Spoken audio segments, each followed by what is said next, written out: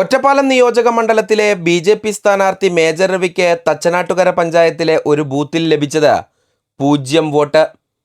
227 number ബൂത്തായ Nattukal PTM ALP school ബൂത്തിലാണ് 1 vote പോലും മേജർ രവിക്ക് നേടാൻ കഴിയാതിരുന്നത്. ഇതേ ബൂത്തിൽ LDF-നും UDF-നും പുറമെ അപരനും BSP സ്ഥാനാർത്ഥിക്കും മറ്റൊരു സ്വതന്ത്രനും പോലും വോട്ട് ലഭിച്ചിട്ടുണ്ട്. PK ശശിയുടെ അപരന് 13 വോട്ടുകളാണ് ഈ ബൂത്തിൽ ലഭിച്ചത്.